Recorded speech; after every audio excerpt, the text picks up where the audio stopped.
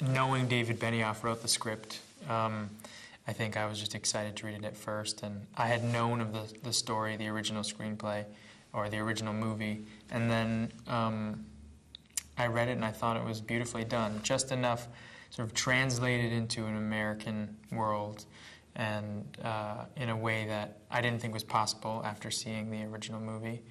And the character in particular of Tommy Cahill, who I play, was fantastic and just so well written, and David Benioff's brilliant.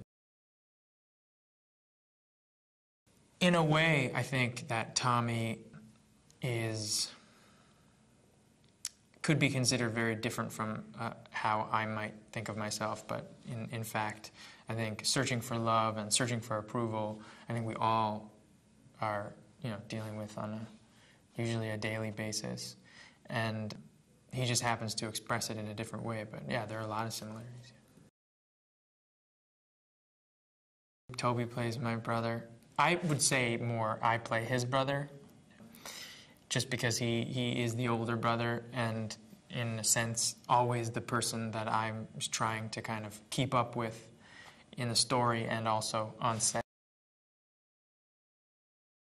Honestly, it's always a pleasure to have any type of love story with Natalie Portman, so that really did come easily.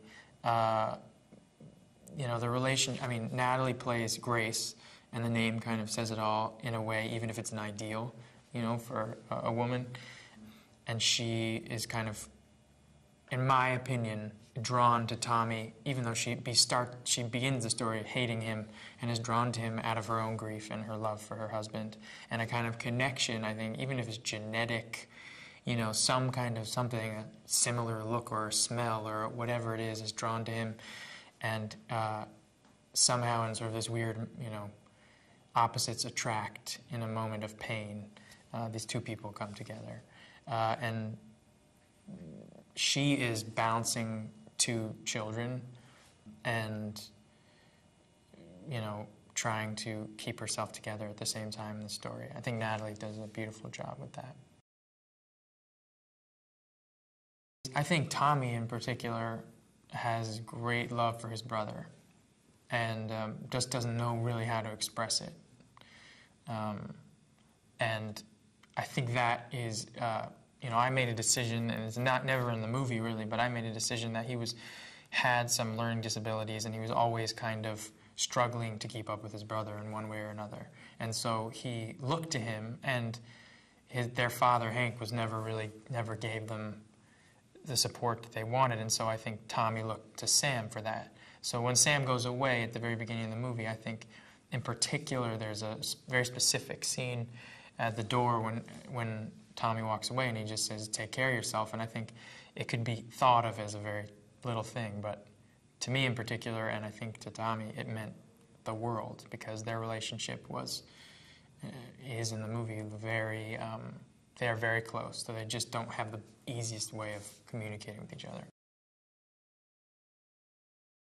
Sam Shepard plays Hank, and he is, seeing as we shot this during the writer's strike, he was a nice kind of weapon in the back of our pockets in terms of improvisation, because he didn't write anything, but his mind works like a writer, so there was, a lot of great fill-ins and a lot of great structural work without having to write anything down, done just by him being there. He's a silent actor, I think, which is a great irony because he's a writer. But he is the ultimate kind of silent actor. And within one scene, there are very many scenes where he says very little, and he's just the center of the scene. I think that Tommy is obviously everything that Hank doesn't want one of his sons to be, and I think that Hank is everything that Tommy is embarrassed of in a way in a father, and I think the two of them really do, they bump heads as a result of that.